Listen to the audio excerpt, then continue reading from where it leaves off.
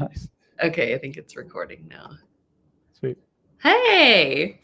Hey, how you doing?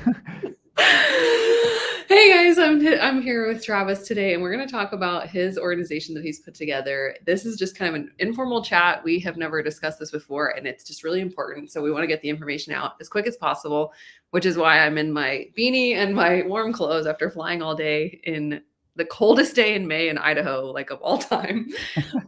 But go ahead and introduce yourself and just tell us a little bit about your organization and what it does.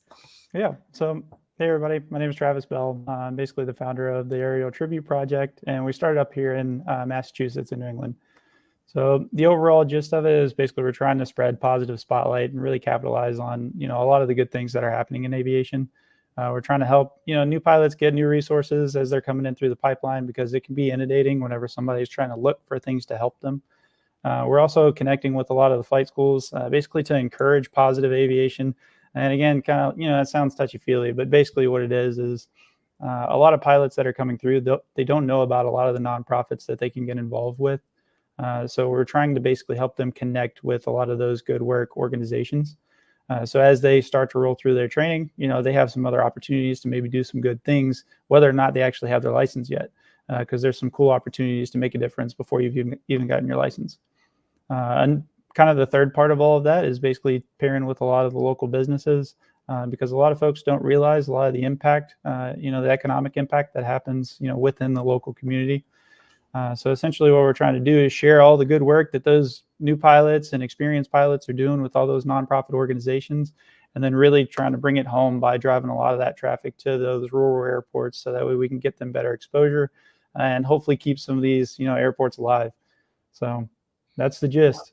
Yeah, that's so cool. That's why I wanted to do this like as soon as possible, because I have so many conversations with so many different people every day, whether they're like working at an FBO, trying to get their, ratings done, or they're trying to think about how do they start with aviation. And that's what I love, is just like figuring out a way to help them, and give them some answers, and then the local community as well. So I think that's really, really cool. I'd love to hear first how you got into flying and what your background is with that, and just kind of like your aviation story. Yeah, no, thanks for asking. So I'm originally from Kentucky. You can probably tell by the accent. I'm not actually from Massachusetts. So I grew up in a really small town. There wasn't an airport nearby, and the only airplanes that I actually saw were the crop dusters flying over to, spray the tobacco fields. So, I grew up seeing those. I'm like, okay, it's cool. Really loved Top Gun growing up, and I have a ton of people in my family that were in the military. So I kind of tied all those together. My grandfather was in the Air Force, so that was kind of the route that I went. And, I was trying to do everything I could to get one step closer to, being around military aviation. So I ended up joining around the day, I turned 17, left for basic training, did the whole enlisted thing as a security forces guy. So, standing in the cold right next to the planes. Looking at them, wanting to fly them. Like, oh, yeah. Yeah, I'm waving at the pilots and stuff, and they're just like, yeah, cool. So, I did that for about 5.5 years in the Air Force active duty, and then crossed over. That's actually when I moved up to Massachusetts, because I'm in the Massachusetts Air National Guard. So I get to do that part-time now, while having a full-time job over at Hanscom. So still always had, love and passion for the Air Force, and being tied to aviation is just something really cool that I love being a part of. And all that kind of stemmed from, a background in missionary work as well. So this is kind of my shot in the dark of being able to blend all of those things together to be able to help a lot of people. I can meet a lot of really cool people, go some cool places, and, do some good along the way. That's really cool. I love the transition, because I know a lot of people in the military like want to become a pilot, but it seems so insurmountable. And I know it is a very hard program. One of my best friends just went through. She was an Army officer, and now she flies C-130s in the Guard. And I think it took like over 3 years, Yeah. It's a long process. You guys do a lot of work, but the training is incredible. And then, you have it paid for. So I always tell people, like, if they are interested in the military already, like, I don't think people should join the military just to get flight training paid for, because, you're agreeing to more than just flying when you join the military. But if you are at all interested, it's like, go talk to a recruiter, and, maybe like the Guard is something I would totally recommend, because it's part-time, Absolutely. and get into aviation and go from there. Do you fly at all, like on the commercial side, or anything outside of the military? No, I actually got my private about a year ago. So just rolling with the initial cert, trying to do some good stuff. But it took me actually about 3 years to just be able to get my private. So, I mean, for a lot of the folks that are, looking in that's actually a big reason why I started to explore this anyways, because all of this basically budded from a grad school project that I had, which, really forced me to deep dive all these issues, because I started seeing that throughout those 3 years, I was bouncing around from different assignments, so moving from one place to the other, whether it's from, Italy to San Antonio up to Massachusetts, and I was enrolled in flight school pretty much the whole time, getting deployed. So I was doing ground school while I was deployed to be able to come back with the money that I'd gotten from it to be able to then, show up at 4 a.m. to be able to log flight training before going and work at 12 hours. So like, it took a while because I kept getting taken away for all the different, military responsibilities. But they did provide a lot of support in the aspect of, they helped fund my training, at least for, when I went on those assignments, I was able to save up some money, and basically take advantage of the opportunity. And then when, I had some gaps, I would be able to take some leave to be able to really iron out a lot of that training. And really the point that I'm trying to get at is through that 3-year timeline, I noticed a lot of folks dropping out.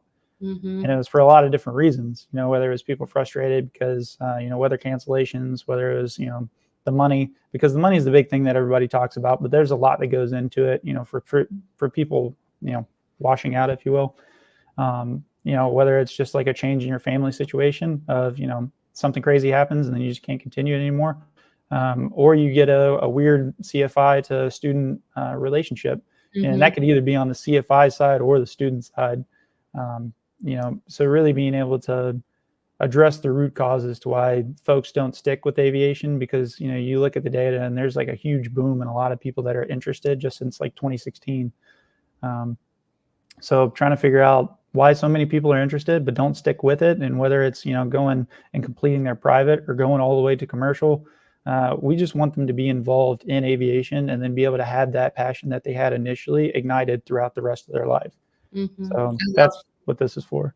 Yeah, that's very like consistent with how I feel about it, because I've seen a lot of people who get into aviation and they kind of do it either for the money or they like various reasons. I think everybody starts out because they're like, this is really cool, I could do this as a job, but it is a tough industry, and like the flight training process can be really negative for a lot of different reasons, like you were talking about. Right. And you're spending a lot of money, and you're like honestly, flight training in general, I don't think it's a very quality industry. Like, in general. And so I'm like, it's kind of hard for people to know which way to go. And there's so many questions, and it is a very expensive thing to do.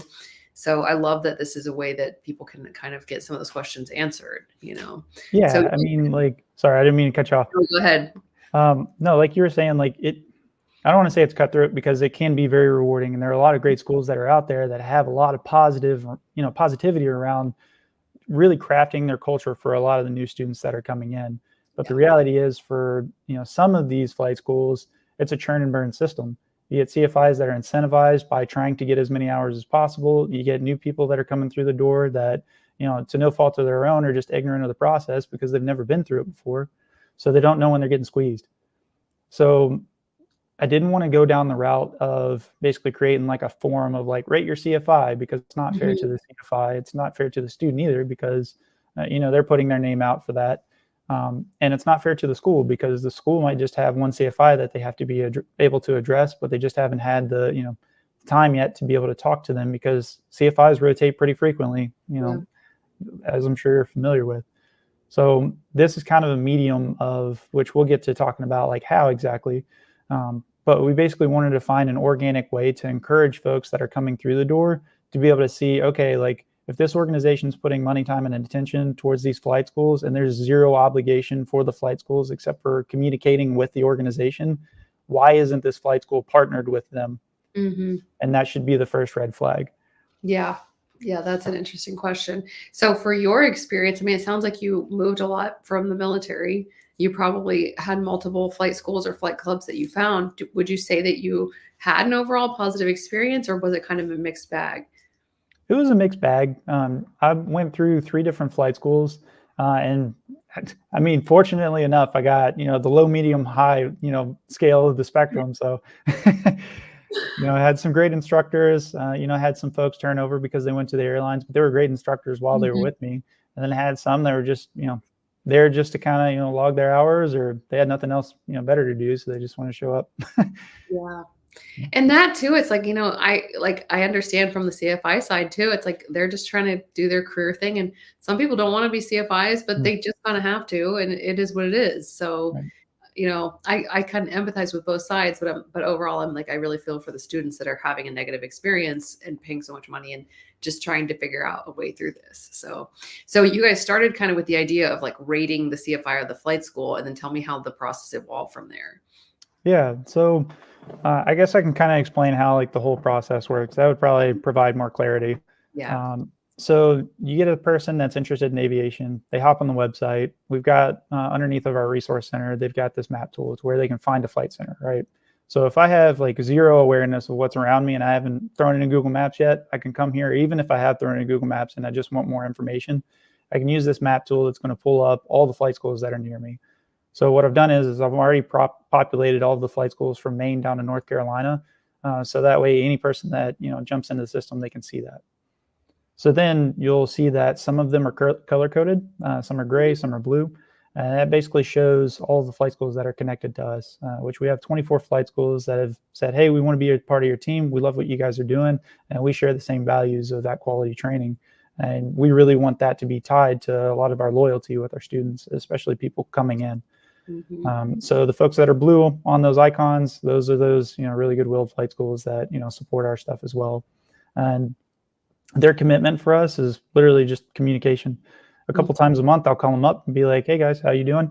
We'll have a chat real quick. And then, you know, sometimes stop by the flight schools, which if you see on our Instagram, like I've gone through and started posting small videos about, you know, people that way they can see what the flight school looks like without actually having to go, and some of the pressure, it alleviates a little bit of that so they know what to expect, along with, you know, trying to get a good first impression really of like aviation in general. So they go to the map tool, they get connected with that, and then as they're on the page, they can get exposure to a lot of the other resources that we provide, which we have our own scholarship, but we didn't want to stop there too. We wanted to be able to help provide a lot of those new pilots, pretty much a ton of resources. The first step is being able to get them connected to an organization that's like them, because we know aviation is a ton of, you know, a single group of people. And we're trying to, you know, encourage the diversity in aviation as well. Our scholarship isn't based on diversity per se, but it's based on a person's ability to give back. So you can go get connected to an organization if you wanted to find folks that are like you, or you just want to be able to, you know, expand, you know, your awareness of the folks that are in the industry, so that way you can build, you know, more relationships. And then you also get exposure to a lot of the other nonprofits that are doing those goodwill things too, that are, you know, flying puppies or flying broken people to the hospital, you know, seeing all those cool opportunities as well. So, I mean, you get a ton of resources when you're on the page, you know, pretty quickly. So that way you get started off on the right foot. That's really cool. So it's kind of just like bringing together all the good things in aviation and trying to help people have a positive experience. Absolutely. I love that. So if you're a person that's starting out with flight training and you have no idea where to start, you go to the map, you find a school, and then you can kind of see, it's like you have a family member or someone that you know now that's kind of vetted this out. And that's super important. Absolutely. So I love that. And then the other piece about the scholarship thing. So do you guys do a interview process? Like, how does that piece work? Do people just apply online? How would people access that? Yeah, so right now it's pretty much an all online scholar or application process. So we've started kicking out the QR code, like with our little flyer, to all of the flight schools that support us. So you can find it at those 24 locations. And as you go through, you get onto the application, you fill it out. You basically tell us how you're doing good in the world and what your goals are.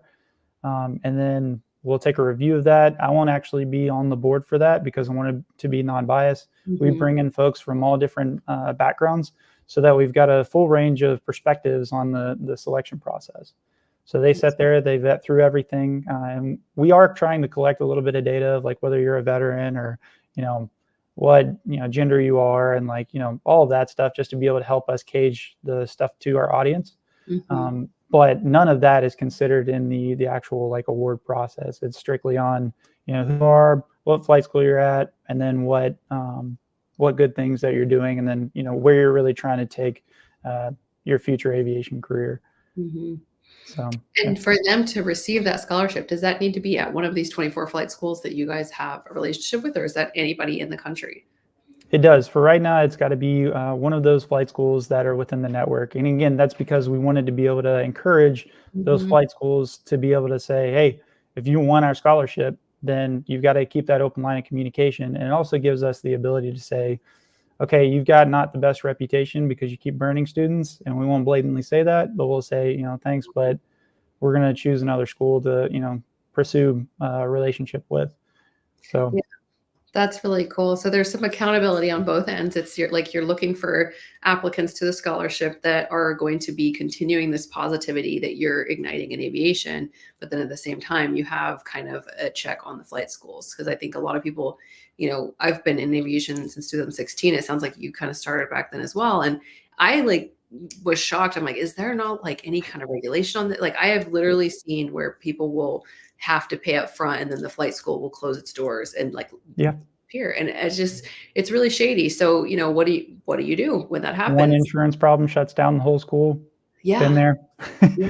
And we all have those horror stories, and I'm just like, this is not right. And, my personal viewpoint, I don't think we should just make more laws about it. I love that these are individual people. They're like, we can solve this problem, and it can be, a positive thing. It doesn't have to be this negative thing where we're putting anyone on blast. It's just like, we're here to help you. We know, we've been in the industry. We know a little bit more, and we can help you. We have firsthand experience. I mean, it's the same kind of thing where if people go Google, on flying Reddit, they can get a whole list of oh, this is what I had at this flight school. And this is awesome because it's, you're on the ground looking at these places. So absolutely. I personally go to all of them. That's really cool. That's really cool. Yeah. So the other side of the house, you were talking about charities and other things that you guys are involved with. Let's shift to that piece and tell me more about that bit. Yeah. So that part's actually really exciting. So we're able to connect with a lot of the local charities and stuff that, pop up and say, hey, they're basically trying to use aviation as a vehicle to do good things. Right. Mm-hmm. So, there's Habitat for Aviation, which is a nonprofit that's up in Vermont. And basically they're bringing together a team of all females, of both instructors, for flying, along with building AMPs. So you've got, girls of all ages that are able to come together, and they're putting together a plane. It's actually a pink plane. Oh, that's cool. And I love that. Right. And, their whole goal is to be able to take that plane once it's built, take the pilots that, have gone through their pipeline. They fly it to a lot of the airports that are around New England, and they say, hey, basically just have coffee and, sit and chat with, some of the local pilots that are there, and say, you know what, girls do this, So, yeah. That's a really cool one that, we've started relationships. You've got Pilots to the Rescue, which are, they're based out of North Carolina. They were flying, folks or animals from North Carolina up to and the surrounding areas, from kill shelter areas to non-kill shelter areas, to give these animals a better chance at adoption. So, I mean, you've got examples like that, that really we're trying to help them get good exposure and really plug them in with those flight schools. Because, I mean, first of all, a lot of folks don't know the different hurdles it takes to be able to partner with those guys. They just see a cool ad on Facebook or something and say, man, that's really heartwarming. And then it's on to the next thing. But being able to see a flyer and hear stories, especially whether it's, me or somebody on my team that are going to the flight schools to actually talk to these folks and build relationships with, the 16-year-old person that's working at the front desk, we can start sharing some of the opportunities that they have, which really hits home a lot more than just, a Facebook ad. Yeah, absolutely. That's really cool. And is that all just from your family background as well? I mean, it sounds like you kind of got into aviation because you have a family history of it, but you were talking about this piece of charities and missions. And what's the why for you that led you on that route? Yeah, I mean, that's a long story, so I'll try to keep it short. Tell me your story. Right? So, long story short, I basically grew up in a really small community, right? Mm-hmm. There were 52 people in my high school. Everybody knew everybody, right? So it was a pretty religious town. My class got a lot of support from the local community just because, a lot of the figureheads or whatever, they had kids in the same age group as me at the same time. So everybody kind of flocked to my class, right? So the whole town was able to support that group of kids to be able to go to, not just the whole group, but whoever wanted to participate, through a lot of really goodwill things. And when I was rolling through, we had our junior and senior year projects. So me and my church basically went over to Haiti for the first time. And then a couple of years later, went back. So it was 2011 and again in 2014. So basically having a first exposure to, you know, a country after like an earthquake or a tropical storm, it had pretty much knocked out a ton of, you know, their folks, and seeing the devastation on the families, that really planted the seed for me pretty deep, pretty early on in my life. And then hearing the stories of the Air Force's participation with the airdrops and actually landing there to be able to do a lot of humanitarian relief efforts for those people, that really solidified which branch I was going to go to.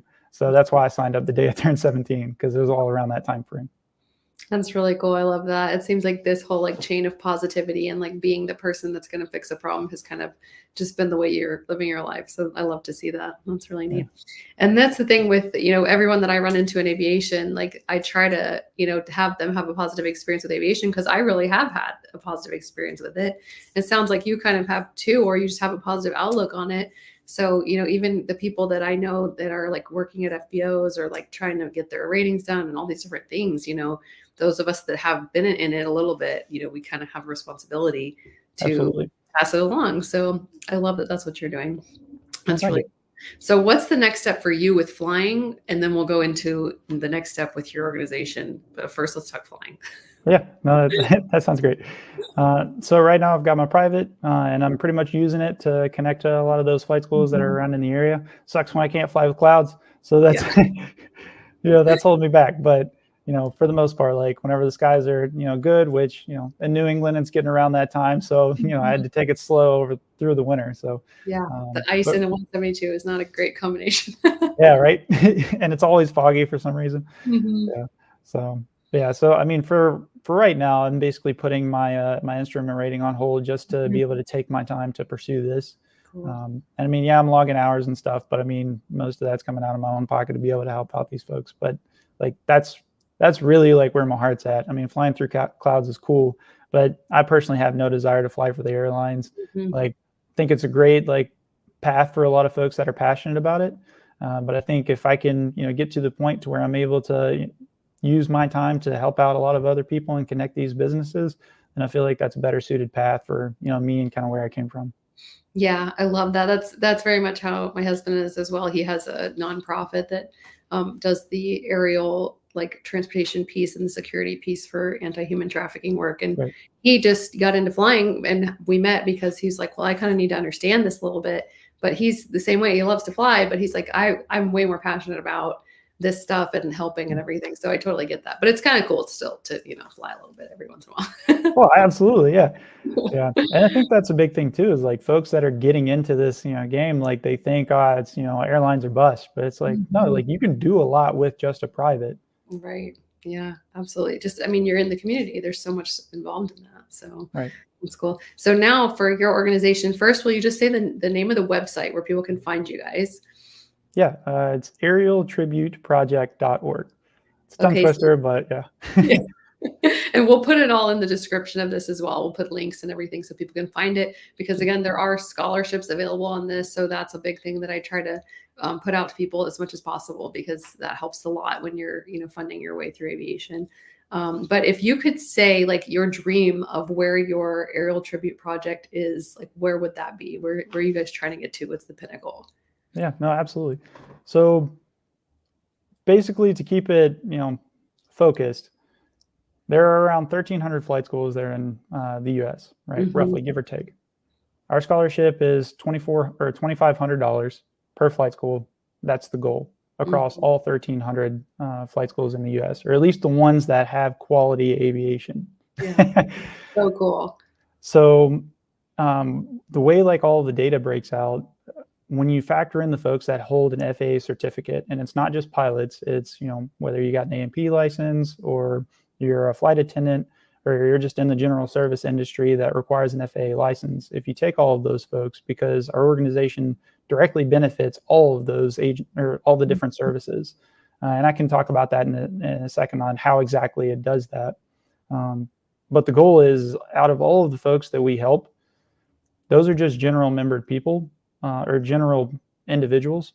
So if we can get them to buy into, you know, a $20 subscription onto our site, which you do get some perks off of that. It's $20 a year, and that kind of acts as your donation. In a sense, it's more of a transaction because you're getting something. But if we got just 10% of all of the folks that had those FAA licenses, we could facilitate that $2,500 per flight school. Wow. So 10% of basically the aviation community signing up at $20 a year would give a scholarship opportunity at every single reputable flight school in the country. Correct. That is really cool. That's really cool. So if someone is donating through that, or maybe they give a bigger donation, is that tax deductible? It will be. So I've already applied through the IRS. We're waiting for the 501c3. We're basically just sitting in the queue. Yeah. So I don't want to go too far to, take people's money and say, hey, it's going to be tax deductible. I just want to keep everything above board. That's why we have basically the transaction of you do the $20 now, you still get the incentives of everything that we're offering. We just ask that you hold off on all the big donations until we finally get that, which you'll see at the bottom of our site as well. Right. Okay. Or you could donate if you just don't care either way. But in the future, it probably will be a tax write-off. So if you're looking for that, Absolutely. that's good. But at the same time, if you are looking to apply to an airline job, they really care about charitable organizations you're involved with, especially if they're aviation focused. So you could put this on an application and you could talk about it in an interview and talk about what this is doing and how it's helping aviation as well. And at only $20 a year, that's less than the 99s and all these other organizations to begin with. Not that they're bad organizations, but it's pretty affordable. And it pretty much, at the very least, it buys you a really good resume and interview bullet point, and it's doing a lot of good. So lots of good things to have happen there. So tell us now, you were going to circle back to how it's helping everybody, not just the pilot part of aviation. Yeah. So the scholarship, I'll start, but with that, because I don't know, the big ticker of like why everybody's like, why $2,500, or like, why are you doing it the way that you're doing? Because we kind of took a different approach.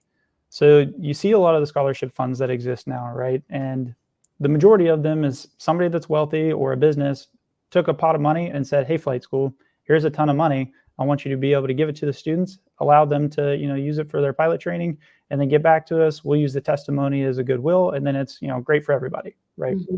That comes as a liability to the flight schools. And to be honest, there's quite a few horror stories of that going sideways because, they're holding people's money. If the other folks drop out or it goes sideways, it's a weird, just like management. And then plus it's money outside of the pool of a business that exists to just train people. So we wanted to alleviate a lot of that pressure. So pretty much all of the money transaction is from us directly to the student that was the award recipient from our scholarship program.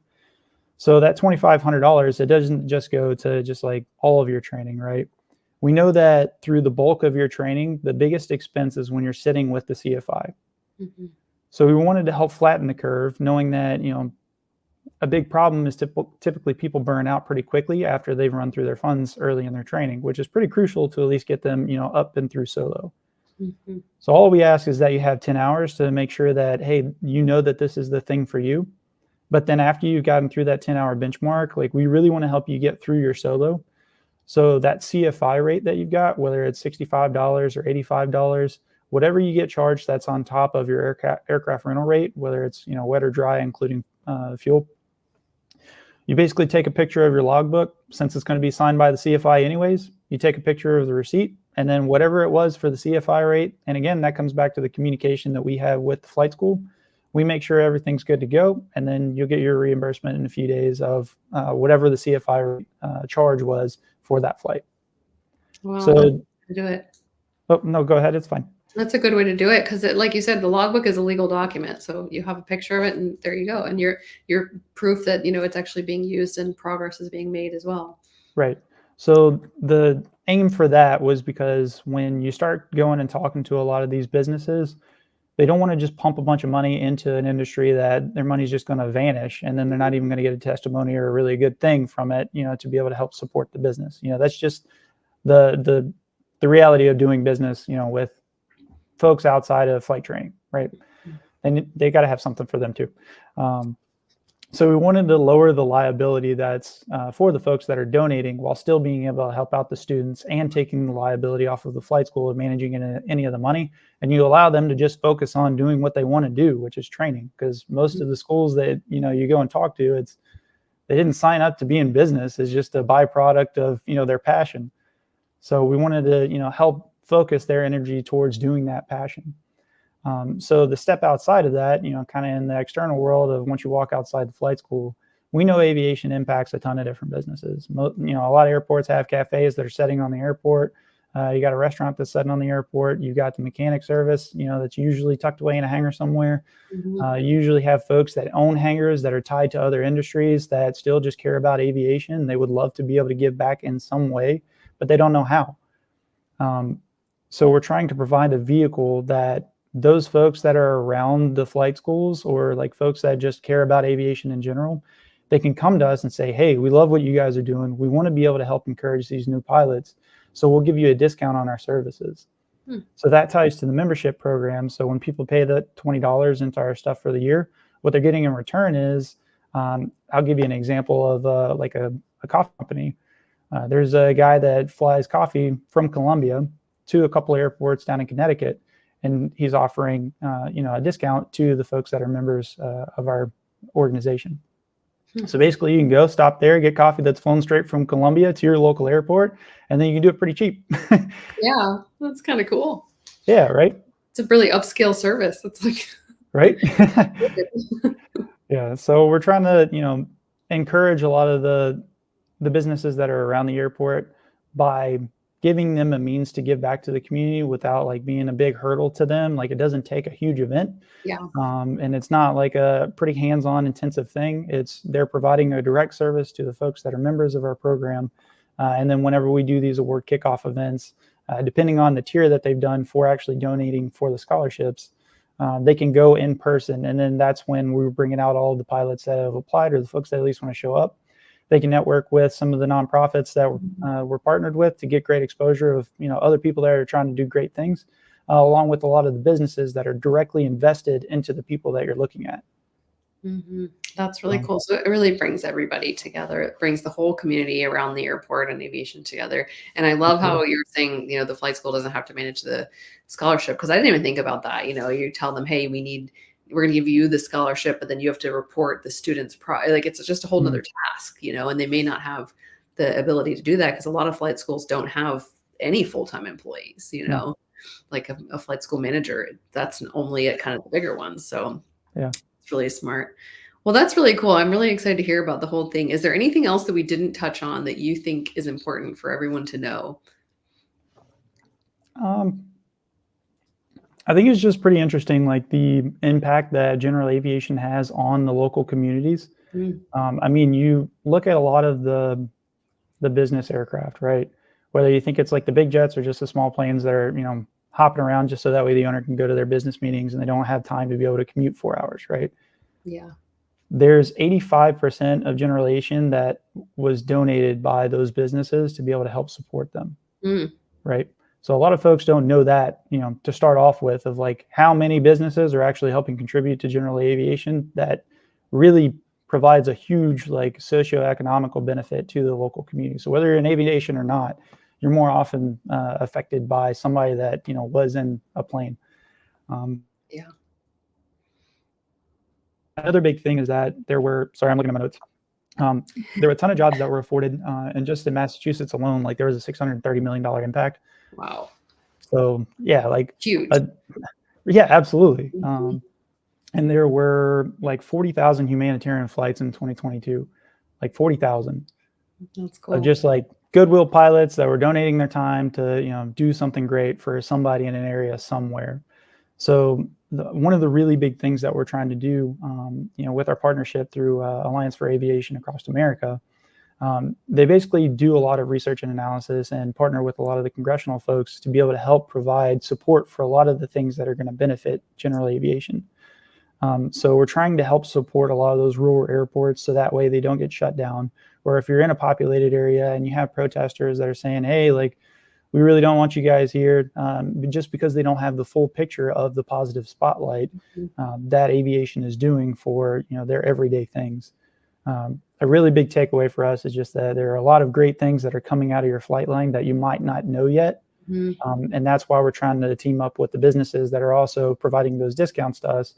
So that way we can show everybody that's in the area, whether you're just, the old couple that likes, going and grabbing a cup of coffee, seeing planes. You might not like the big business guys, but, you're still getting a pretty big impact at the end of the day, whether it's, you directly benefiting or somebody just flew up 10 dogs from North Carolina.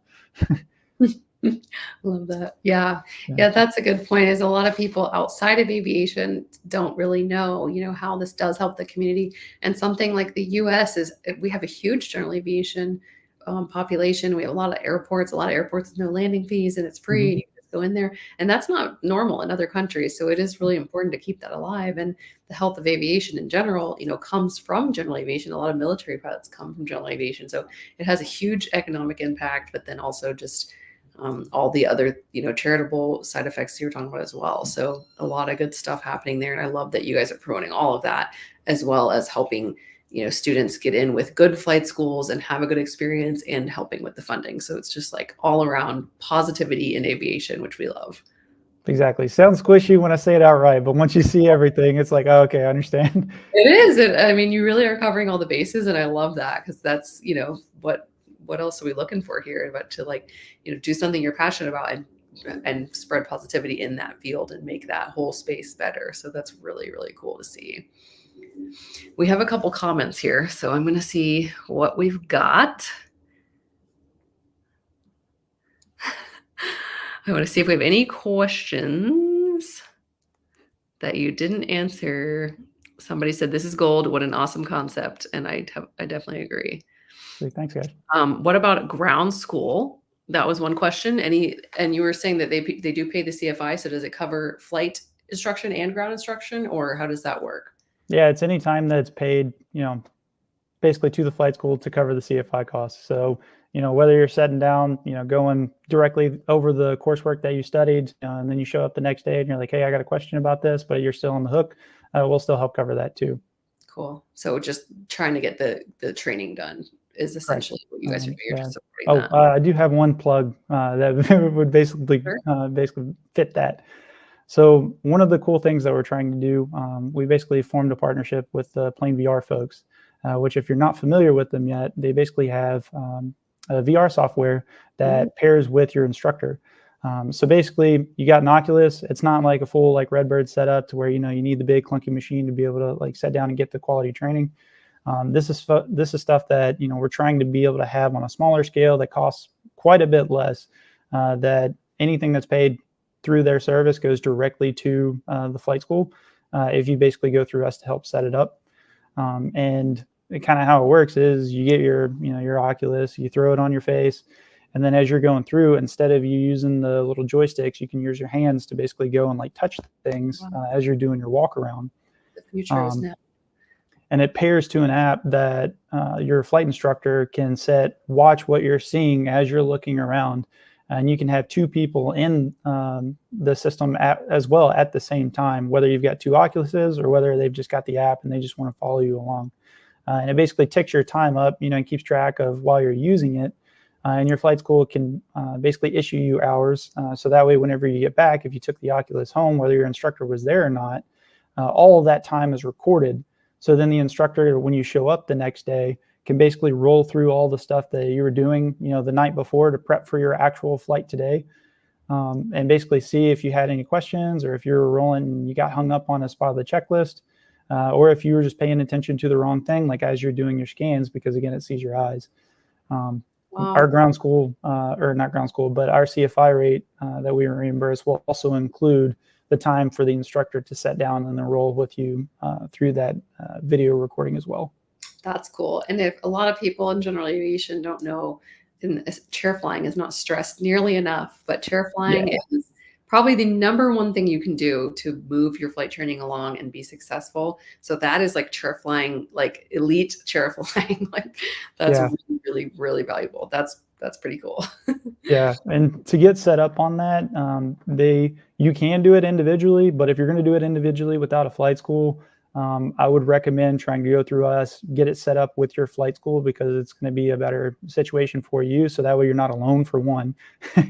And then two, whenever you have like, this, hey, I want to do this, then basically just go to your flight school, have them contact us, and then we can bring the Oculus stuff set up to get them squared away. And then we'll work with them on how to basically get the software and everything set up. So that way you can go and either check out the Oculus from them, or you can download your own profile on your own personal device to get that synced up to the flight school. But at the end of the day, the packages that they're issuing, it is cheaper to be able to go through the flight school and then have that issued out to the students separately, which works out better for us anyways at the nonprofit, because it helps us streamline kind of where the money's coming from. So that way, anything that you throw into the system does go directly back to the scholarships. Yeah, that whole VR setup is awesome too, because that's a money saving technique. You know, I mean, if you do every flight lesson beforehand in that without having to pay for the airplane time, you're going to cut your costs down significantly. So that's a really cool idea as well.